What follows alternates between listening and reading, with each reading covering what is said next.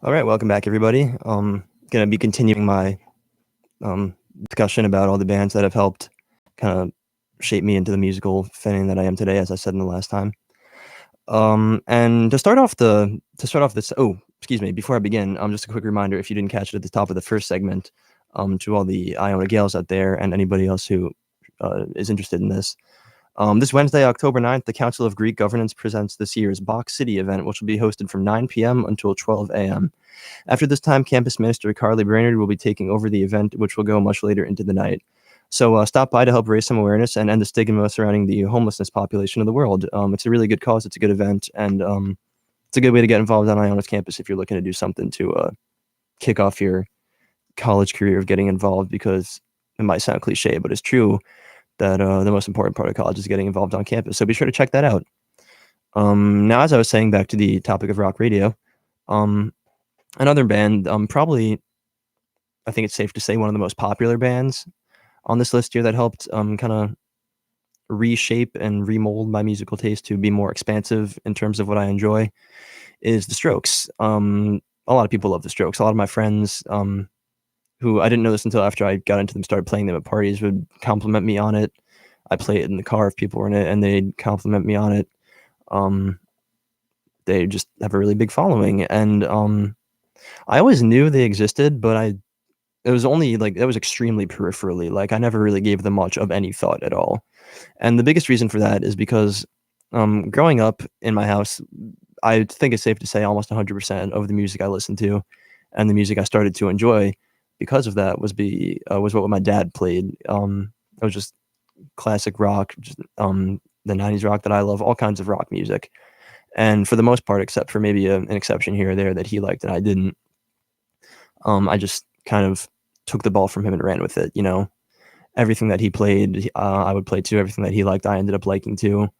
And the same side of that coin is that the stuff that he didn't like and didn't play, I would not be exposed to, and therefore I wouldn't know about it.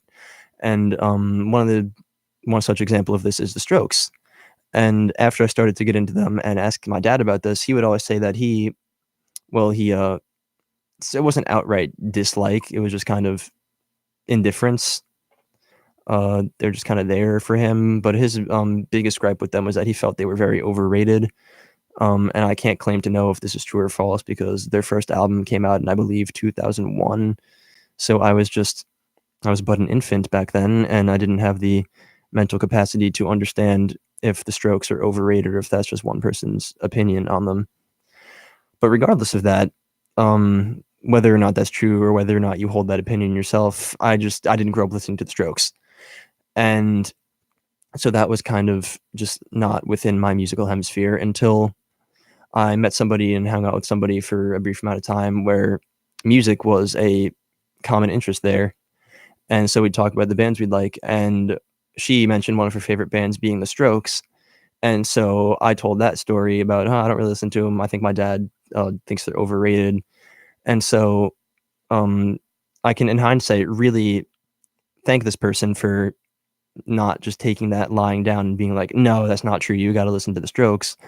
And so we'd be in the car, we'd be driving somewhere, hanging out, and she would put on songs that she liked and that she thought I would like. And at first, maybe just because I wanted to hold on to that belief that, oh, my dad was probably right. He knows everything about music because everything that he taught me is what I like, so he must be correct.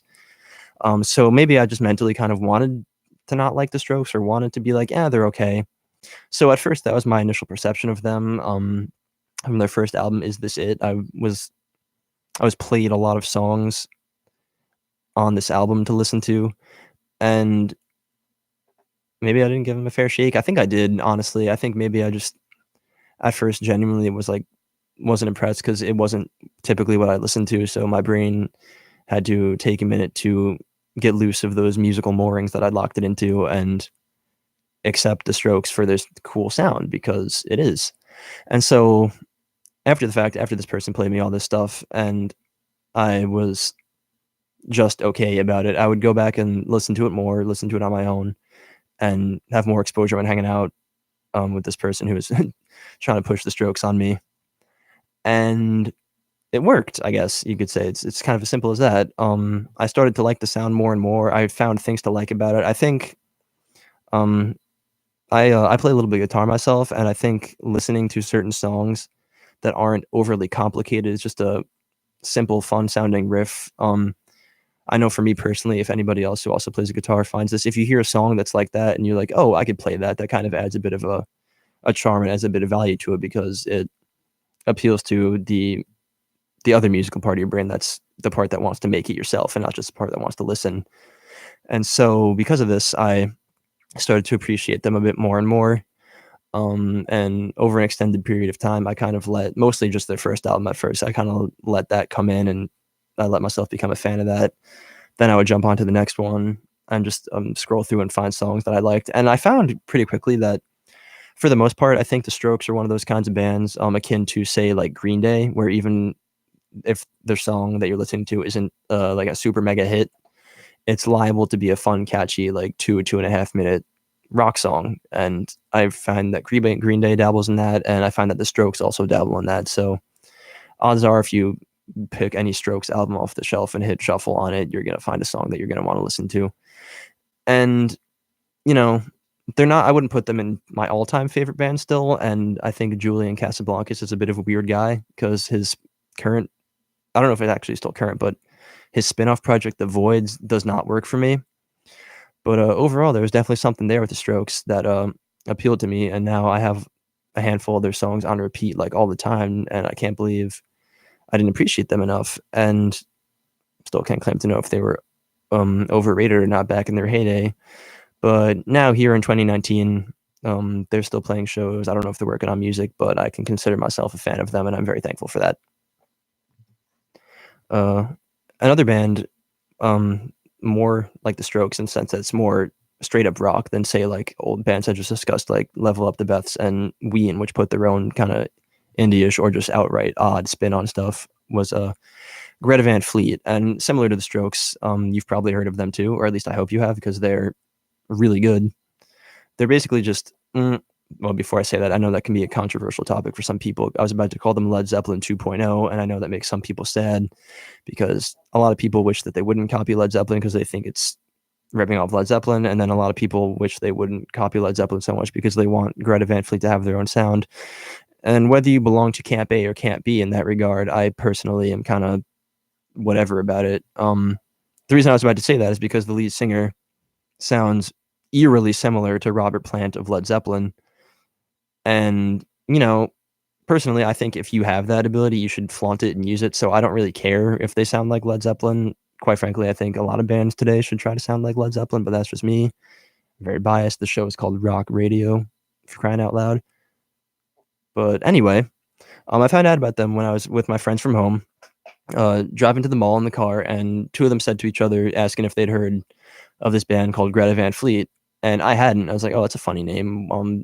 And knowing my friends, I thought before they said it was like a rock band, or before they said it sounded like Led Zeppelin, I probably took it for like a weird rapper name or something. And I'm sure I sound like a 50-something-year-old who scorns hip hop and just assumes that Greta Van Fleet could be a rapper name. And I realize that as I say it, but my friends, as I said, my friends and mine's musical taste did not overlap, and it tended to be the case that if a rap song would come on, I just really wouldn't know it.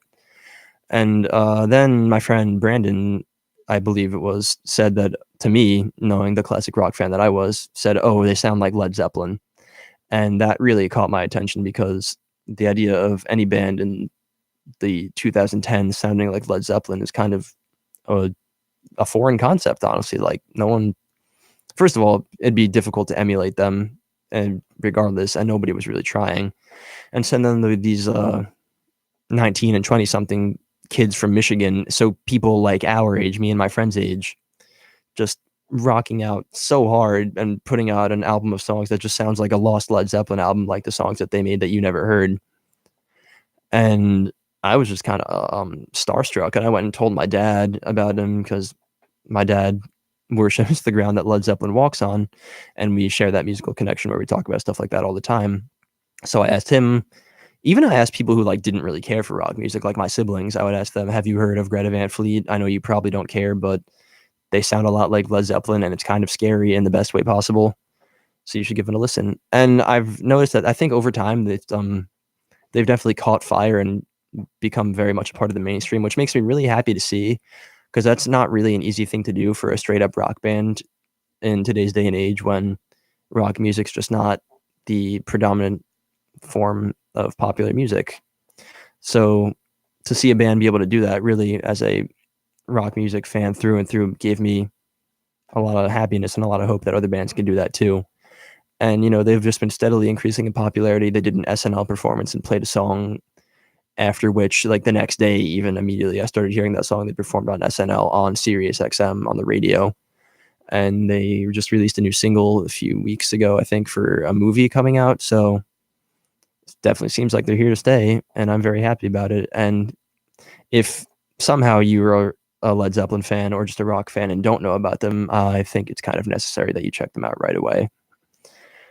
And so I'm going to take another quick break, and then I'll come back and wrap up this show with one or two more less rock oriented stuff that's helped shape my musical influence, because even though this is rock radio, we're lovers of pretty much all music here.